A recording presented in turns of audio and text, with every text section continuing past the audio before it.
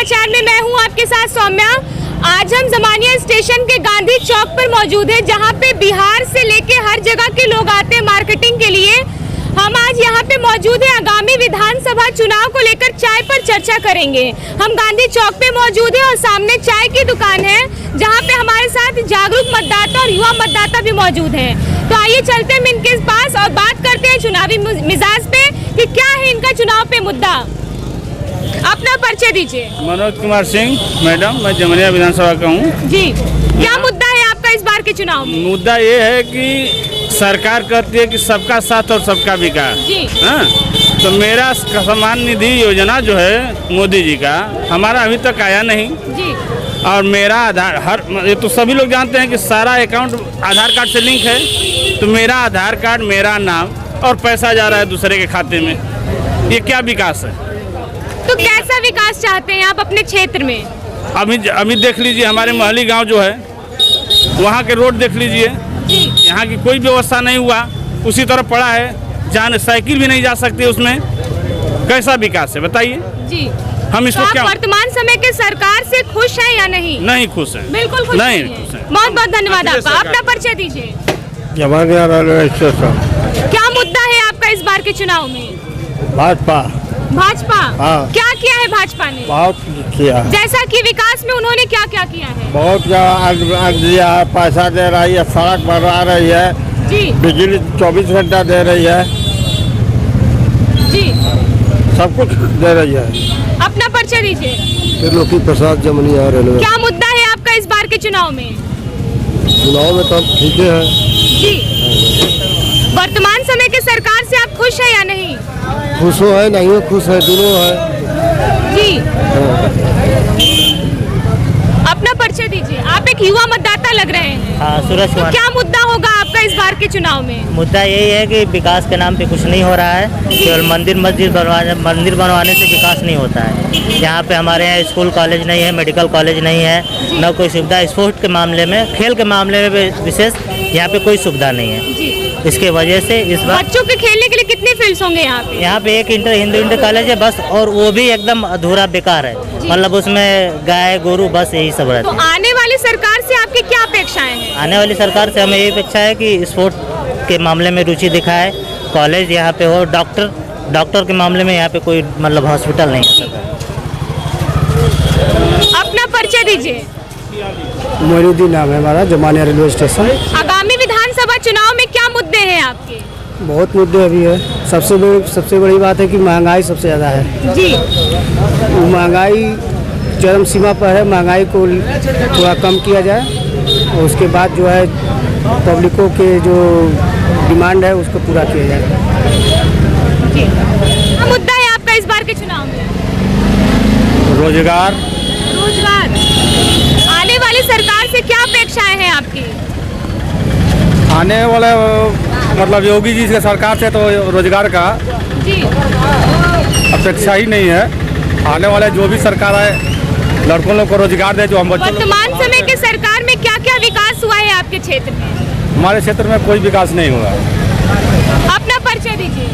मेरा नाम विकास कुमार है, विकास निषाद है। आप एक युवा मतदाता है, तो युवाओं के लिए क्या कहना चाहेंगे? आप सरकार से क्या अपील करना चाहेंगे? युवाओं के लिए मैं अपील करना चाहूँगा सरकार से कि युवाओं को कुछ नहीं, बेरोजगारी को लेकर युवाओं के लिए अच्छी खासी भर्तियाँ निकालें। और क्या युवाओं को क्या चाहिए इससे ज़्यादा? जी। हमारे साथ एक महिला भी मौजूद है, हम उनसे बात करते हैं कि उनका क्या कहना है इस बार के चुनाव में। अपना परिचय दीजिए। मेरा नाम धन्नो है। धन्नो जी, इस बार के आगामी विधानसभा चुनाव में क्या मुद्दा है आपका? देखिए, सबसे बड़ा मुद्दा तो मेरे ख्याल से यहाँ अनएम्प्लॉयमेंट है, सबसे बड़ा मुद्दा है। लेकिन ये सरकार ऐसी है कि हर चीज़ों को जोड़ करके और हिंदू और मुस्लिम से जोड़ देती है। तो यहाँ की जनता अब ये समझ चुकी है कि हिंदू मुस्लिम करने से कुछ होने वाला है नहीं। और सबसे बड़ी बात यह है कि जो हमारे प्रधानमंत्री हैं, एक्चुअल में उनका नाम प्रधानमंत्री नहीं प्रधानमंत्री होना चाहिए। क्यों? क्योंकि वो जहाँ पे भी जाते हैं तो उनके ड्रेस इतने सारे बदल दिए जाते हैं कि अगर वो सारे पैसों को अगर इकट्ठा कर लिया जाए तो मेरे ख्याल से कई गरीब घरों में वो दिया जला देंगे। कहते हैं हमने फ्री गैस दिया, गैस तो दे दिया, लेकिन गैस को देने के बाद उसमें गैस भरी कैसे जाएगी? आए दिन हर चीज़, बेरोजगारी चरम सीमा पे बढ़ती जा रही है, महंगाई चरम सीमा पे बढ़ती जा रही है। आप छोटे छोटे गली गुमकों में आप देख लीजिए, वो चीज़ों के लिए मोहताज हो रहे हैं। आखिर उनको वो सारी चीज़ें उपलब्ध कहाँ से कराई जाएंगी? जब भी हमने ये चीज़ देखी है, नोटिस किया है 2 साल से कि जब चुनाव आता है तो रैलियाँ, अच्छा ये कैसा कोरोना है कि दिन में नहीं फैलता है, दिन में भयंकर रैलियाँ हो रही हैं, परंतु रात को जो है वो लॉकडाउन लग जा रहा है, तो किस बात का कोरोना है? तो पहले उन्हें समझना चाहिए। अब सबसे पहले तो हम आपको बधाई देना चाहेंगे कि आप इतनी भीड़ में भी मास्क के साथ मौजूद हैं। यहाँ पे बहुत सारे लोगों ऐसे भी हैं जो मास्क में बिल्कुल आपको नजर नहीं आ रहे हैं। और आपसे हम ये जानना चाहेंगे कि महिला सुरक्षा की क्या व्यवस्था है वर्तमान समय के सरकार में? कोई सुरक्षा नहीं है महिला व्यवस्था की। आप कुछ दिन पहले हाथरस का काम देख लीजिए, ये हमें दिखाते हैं कि पहले की सरकार और बाद की सरकार, पहले की सरकार और बाद की सरकार में क्या डिफरेंस है। आप ये समझिए कि बाद की सरकार अभी आई है, हाथरस में आपने कांड देखा, आए दिन हम लोग की महिलाओं के साथ कोई सुरक्षा व्यवस्था नहीं है। ऐसा अगर ये कह रहे हैं तो ये सिर्फ भ्रमित कर रहे हैं। और अब यहाँ पूरे प्रदेश की जनता, पूरे देश की जनता जान चुकी है कि अब उन्हें किसका चुनाव करना। तो आप वर्तमान समय की सरकार से खुश हैं या नहीं? नहीं, बिल्कुल भी नहीं खुश हैं। बहुत बहुत धन्यवाद आपका। हमारे साथ और लोग भी मौजूद हैं, हम उनसे बात करेंगे कि क्या है उनका इस बार के चुनावी मुद्दा। अपना परिचय दीजिए। मेरा नाम संदीप निषाद है। क्या मुद्दा है आपका इस बार के चुनाव में? इस बार के चुनाव में हम क्या कर सकते हैं कि हम लोग कुछ नहीं चाहिए, हम लोग को बहुत नौकरी की तलाश में है, नौकरी मिल जाए तो अच्छा रहेगा।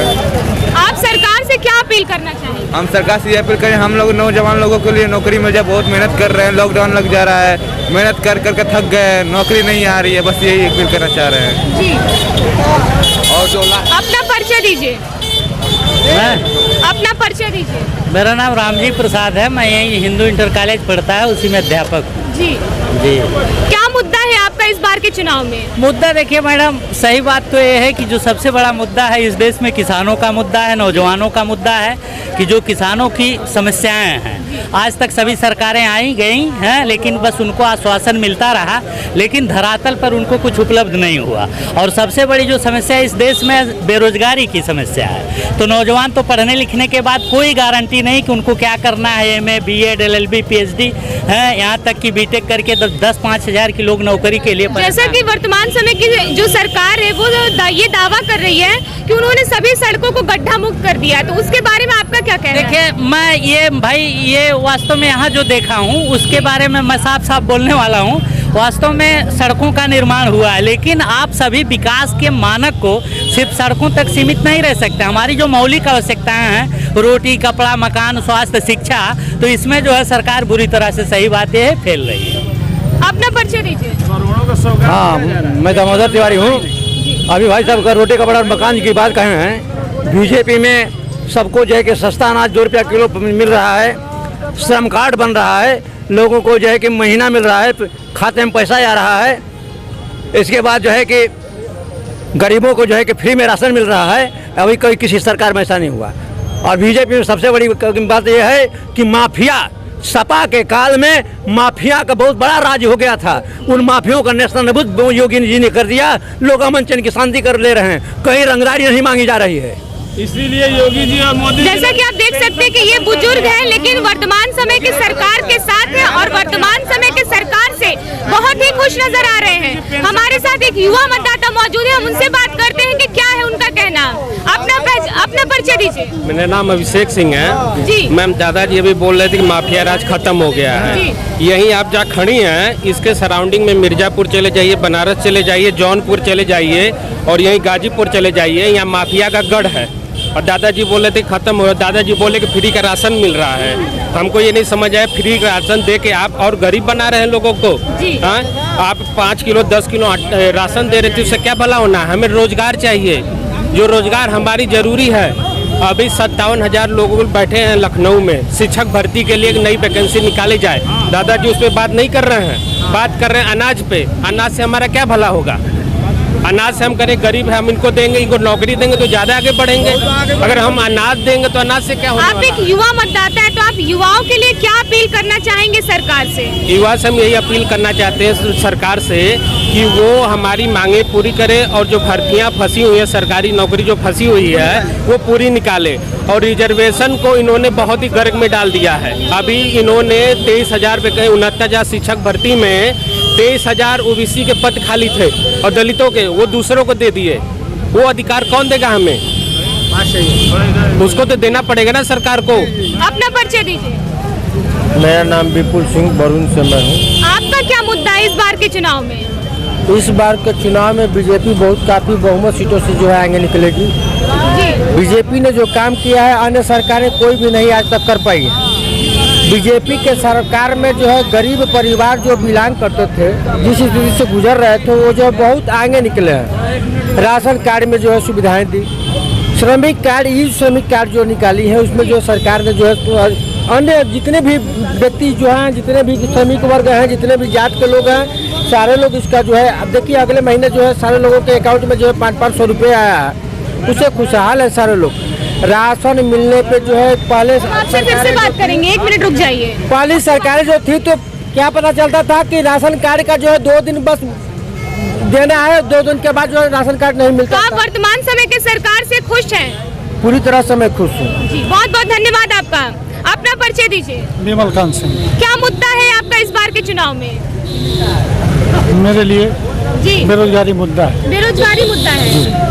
और क्या मुद्दा है आपका इस बार के चुनाव में? बेरोजगारी, मैंने बस बेरोजगारी। बहुत बहुत धन्यवाद आपका। लोग मौजूद हैं, मुझसे बात कर। जी, ऐसा है कि मैं चूंकि शिक्षक हूं और शिक्षक होने के नाते देखिए आज से बहुत पहले एक पेंशन की व्यवस्था की गई थी कि जो आदमी अपना जीवन यापन मतलब 60-62 साल तक नौकरी करने के बाद उसको एक बुढ़ापे का सहारा होता था। लेकिन ये सरकार, पिछली सरकार मतलब इसी बीजेपी गवर्नमेंट ने ही उसको खत्म कर दिया है।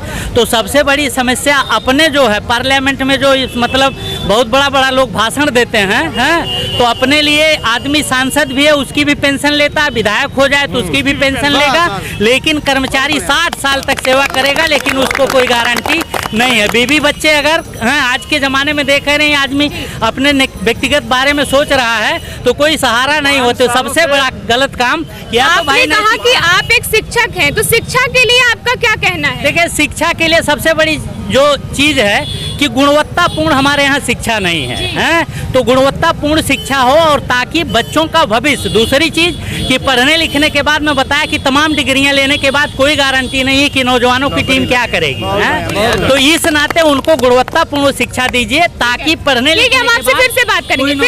हमारे साथ युवा मतदाता मौजूद हैं। इनको देखकर, इनका जोश भरा माहौल देखकर मुझे एक लाइन याद आ रही है कि बुजुर्गों की है आराम की बारी, बुजुर्गों की है आराम की बारी, क्षेत्र की तरक्की अब युवाओं की जिम्मेदारी। परिचय दीजिए। ये मैम कह रहे थे कि मैं अभी श्रमिक कार्ड के सर बात करके गए हैं, तो श्रमिक कार्ड से हमारा भला होगा क्या? 1,000 रुपये आप भेज रहे हो, चुनाव का वक्त है इसलिए तो डाल रहे हो, पहले क्यों नहीं बनाए? आप क्यों नहीं पहले डाले? हाँ, आधार कार्ड हम करें, आधार कार्ड से मेरा बैंक अकाउंट लिंक है, हाँ उसमें भी तो डाल सकते थे। लेकिन अब श्रमिक कार्ड लाए, श्रमिक कार्ड से क्या फायदा होगा? 2 करोड़ लोगों का, लगभग 4 से 5 करोड़ लोगों का रजिस्ट्रेशन हो चुका है, आप सिर्फ 2 करोड़ को दे रहे हैं। और क्या नहीं लेने के लायक है क्या?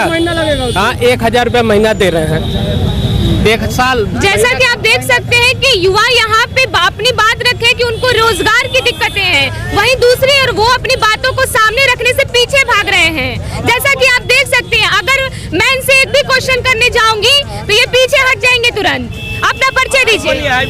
जैसा कि आप एक लाइव टेलीकास्ट देख सकते हैं, ये अपनी बातों को सामने रखने से कैसे पीछे हट रहे हैं। हमारे साथ और लोग मौजूद हैं, हम उनसे बात करते हैं कि उनका क्या कहना है। जी मैम, मैं कहना चाहता हूँ जो 3 साल से लॉकडाउन लगा है, जो युवाओं की उम्र खत्म हो गई, उनका तो आर्मी का जो सपना था वो तो खत्म हो गया।